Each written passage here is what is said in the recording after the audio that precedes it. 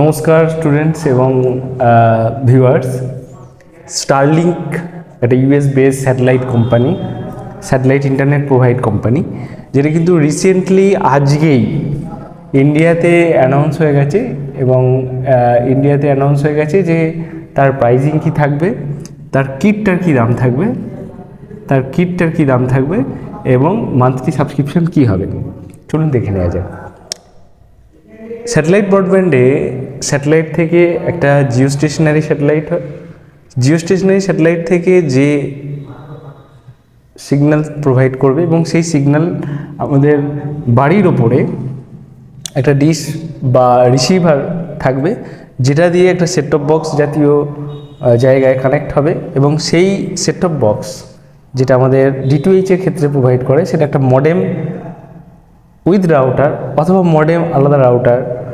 সে স্টারলিংকের ক্ষেত্রে modem with router থাকে, তো সেটা একটা প্রোভাইড করা হবে স্টারলিংকের পক্ষ থেকেই, এবং সেইটাই ওয়াইফাই থ্রু আমাদের গোটা বাড়িতে প্রোভাইড করবে।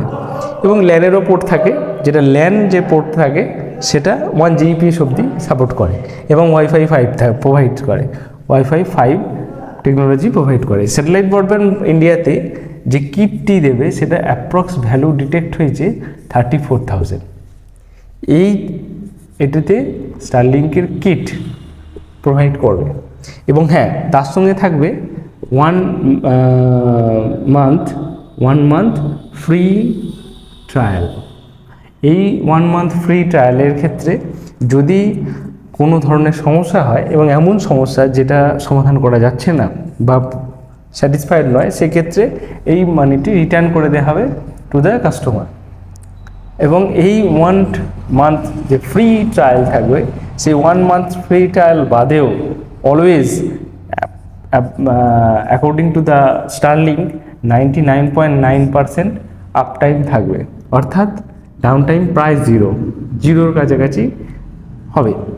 সেখানে এদের যে আশেপাশের থাইল্যান্ড এবং আশপাশের যে ইন্দোনেশিয়াতে যে প্রোভাইড করছে, সেখানে যে স্টার্টিং প্ল্যান সেটা হচ্ছে 30 Mbps, 100 Mbps, 300 Mbps এবং অ্যাবাভ।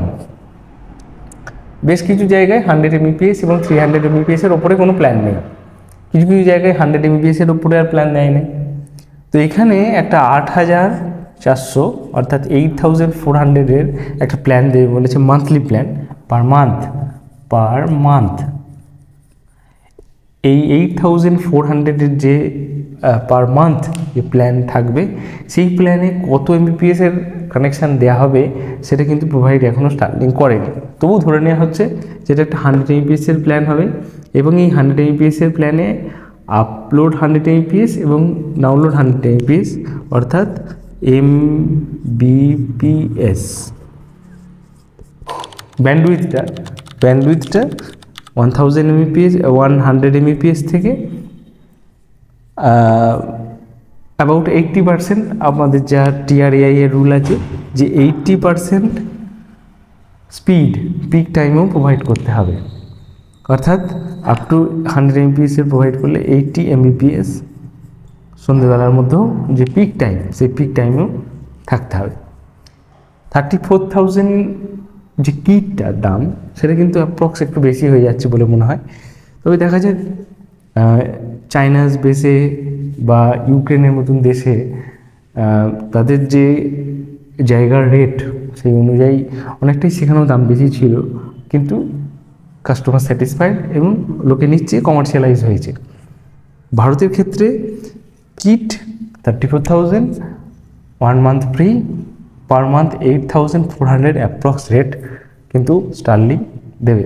ফার্স্ট 6টা সিটিতে, 6 সিটিজ, ফার্স্ট 6টা সিটিতে আসবে। তার মধ্যে কলকাতা আছে, লখনৌ আছে। মেনলি নর্থ ইন্ডিয়ান রিজিয়নের সমস্ত ক্যাপিটাল সিটিগুলোকে তারা রেখেছে, এবং মেজর মেট্রো সিটিগুলোকে রেখেছে।